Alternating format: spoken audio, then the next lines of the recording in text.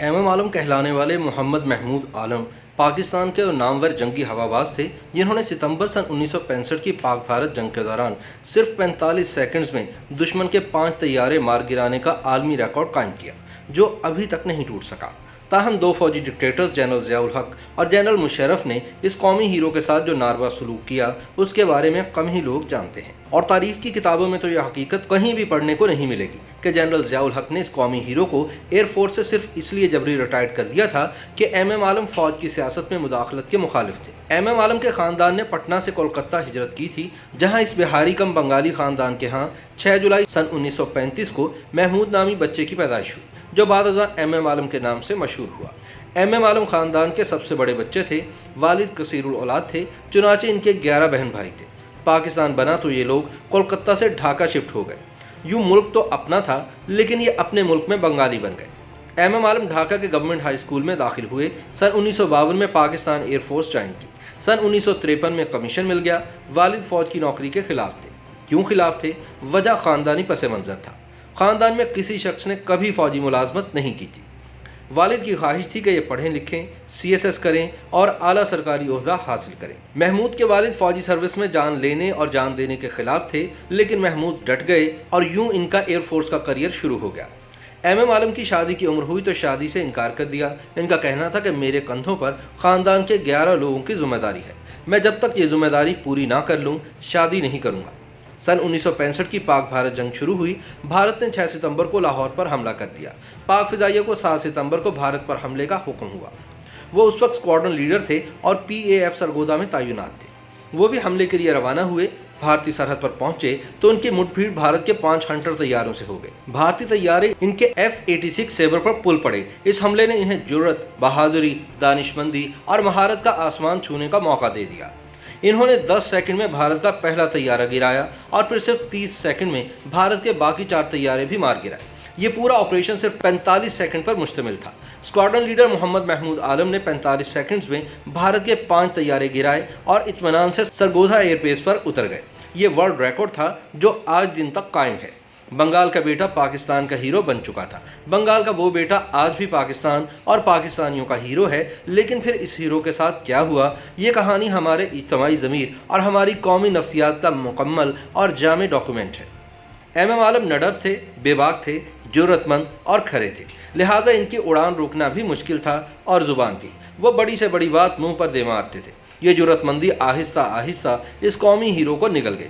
وہ مشرقی پاکستان کے حالات سے دل برداشتہ تھے۔ وہ ببانگ دوحل کہتے تھے کہ بنگالیوں کے ساتھ بہتر سلوک نہیں ہو رہا، لیکن ان کے خیالات کو لسانیت قرار دے کر مسترد کر دیا جاتا تھا۔ وہ سن 1969 میں اسٹاف کالج میں تھے، لیکن ان کے باغیانہ خیالات کی وجہ سے انہیں اسٹاف کالج سے فارغ کر دیا گیا۔ سن 1971 میں پاکستان ٹوٹا تو ایم ایم عالم کا خاندان ڈھاکہ میں تھا۔ ان کے ساتھیوں کا خیال تھا کہ ایم ایم عالم ایئر فورس چھوڑ کر بنگلہ دیش چلے جائیں گے، لیکن وہ ایک سچے پاکستانی تھے۔ انہوں نے نہ صرف پاکستان چھوڑنے سے انکار کر دیا بلکہ اپنے خاندان کو بھی بنگلہ دیش سے پاکستان لے آئے۔ یوں خاندان نے 100 سال میں 3 ہجرتوں کے دکھ سہے۔ پہلی ہجرت پٹنہ سے کولکتہ تھی، دوسری ہجرت کلکتہ سے ڈھاکہ تھی اور تیسری ہجرت سے محض 26 برس بعد ایک پاکستان سے دوسرے پاکستان کی طرف تھی۔ چونکہ تب تک راشد منہاس شہید اور ان کے بنگالی انسٹرکٹر والا واقعہ ہو چکا تھا، چنانچہ ملک سے اپنی وفاداری ثابت کرنے کے لیے ایم ایم عالم نے رضاکارانہ طور پر یہ فیصلہ کیا کہ وہ جنگ کے دوران کوئی جہاز نہیں اڑائیں گے، کیونکہ وہ بھی بنیادی طور پر بنگالی تھے۔ اس دوران پاکستان سن 1971 کی جنگ ہار گیا اور 2 ٹکڑے ہو گیا۔ مشرقی پاکستان کے سانحے نے ایم ایم عالم کے ذہن پر 2 اثرات مرتب کیے۔ پہلا اثر ان کی زبان پر ہوا۔ ان کی زبان کی کڑواہٹ میں اضافہ ہو گیا۔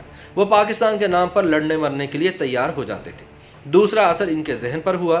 یہ مذہبی ہو گئے اور اپنا زیادہ وقت دینی کتب اور عبادات کو دینے لگے۔ جنرل ضیاء الحق نے سن 1977 میں مارشل لاء لگایا اور بھٹو کو پھانسی دے دی۔ ایم ایم عالم ضیاء اور اس کے مارشل لاء کے خلاف تھے۔ وہ بار بار کہتے تھے کہ ہماری انہی غلطیوں کی وجہ سے مشرقی پاکستان ہم سے الگ ہو کر بنگلہ دیش بن گیا۔ ہم نے اگر یہ غلطیاں جاری رکھیں تو ہم باقی ماندہ پاکستان کو بھی کھو دیں گے۔ وہ جنرل ضیاء کو ایسے القابات سے نوازتے تھے جو ضبط تحریر میں نہیں لائے جا سکتے۔ خفیہ ادارے ان کی گفتگو ریکارڈ کرتے تھے۔ سن 1982 میں ایئر مارشل انور شمیم پاکستان ایئر فورس کے چیف تھے اور جنرل ضیاء کے دوست بھی تھے۔ دونوں اردن میں اکٹھے رہے تھے۔ मशहूर था कि एयर मार्शल अनवर शमीम अपनी बेगम के ज़ेर असर थे। जब इनकी बेगम पर करप्शन के इल्जामात लगना शुरू हुए तो एमएम आलम ने एयरफोर्स के मैस में इन इल्जामात का बबांगे दोहल जिक्र करना शुरू कर दिया।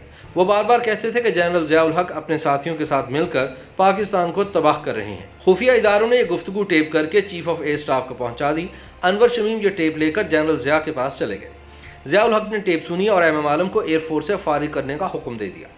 और यूं पाकिस्तान के हीरो और एयरफोर्स की हिस्ट्री के वर्ल्ड रिकॉर्ड होल्डर एमएम आलम को सन 1982 में कब्ल अज़ वक्त रिटायर्ड कर दिया गया। वो उस वक्त एयर कमोडोर थे। एमएम आलम की पेंशन समेत तमाम मराद भी रोक ली गई।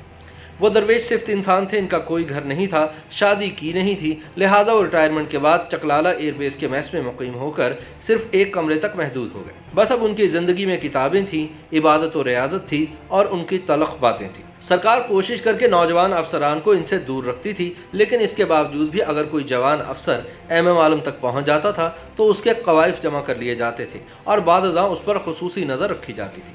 चुनांचे नौजवान अफसर भी इनसे परहेज करने लगे। जनरल ज़िया की एक तैयारा हादसे में इबरतनाक मौत के बाद एयरफोर्स ने एमएम आलम को पेंशन और दीगर मराद देने की कोशिश की, लेकिन इन्होंने साफ इनकार कर दिया। एमएम आलम खुददार इंसान थे, 10-10 दिन फाका काट लेते थे, लेकिन किसी से शिकायत नहीं करते थे।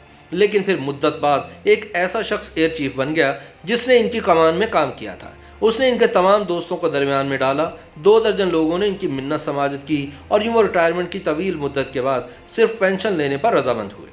लेकिन जब जनरल परवेज़ मुशर्रफ ने इक़्तिदार पर कब्जा किया और आइन तोड़ डाला तो एमएम आलम ने उन पर भी तनकीद शुरू कर दी। वो फ़ौज के सियासी किरदार और करप्शन को मुल्क की तबाही का असल ज़िम्मेदार करार देते थे। वो कहते थे कि जनरल मुशर्रफ और उनके साथी भी करप्ट हैं और ये हवस इक़्तिदार का शिकार भी है। ये लोग मुल्क को तबाह कर देंगे। खुफिया इदारे फिर एक्टिव हुए और एक बार फिर एमएम आलम की गुफ्तगू टेप हुई और परवेज़ मुशर्रफ को पेश कर दी गई।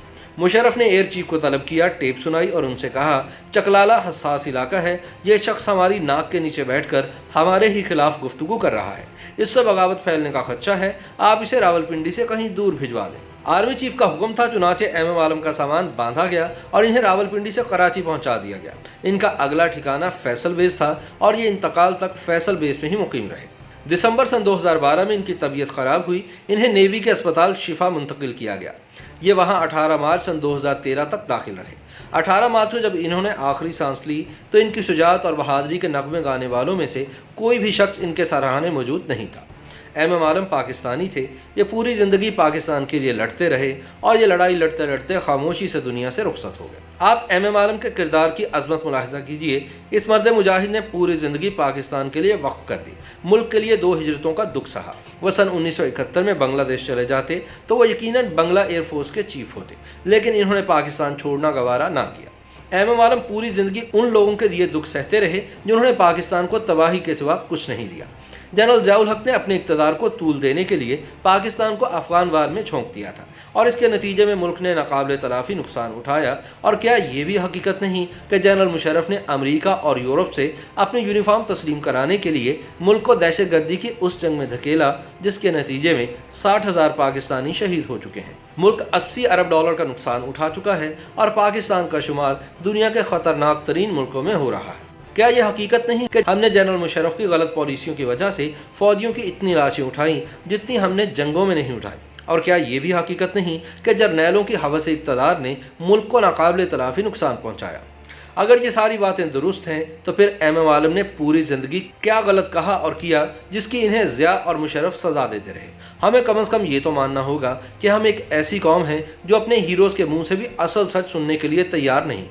हमारे मुल्क में 2 तरह के सच बोले जाते हैं, असल सच और सरकारी सच। और जिना के पाकिस्तान की बदकिस्मती ये है कि यहाँ हमेशा असल सच हारता है और सरकारी सच जीत जाता है। YouTube पर गूगली न्यूज देखने के लिए youtube.com की सर्च बार में गूगली न्यूज टीवी टाइप करें। गूगली न्यूज के पेज पर सुर्ख रंग के सब्सक्रिप्शन वाले बटन पर क्लिक करना ना भूलिए। YouTube पेज पर अपलोड होने वाली वीडियो से बाखबर रहने के लिए बेल आइकन पर क्लिक कीजिए। आपको हर नई वीडियो के बारे में नोटिफिकेशन मौसूल हो जाएगा।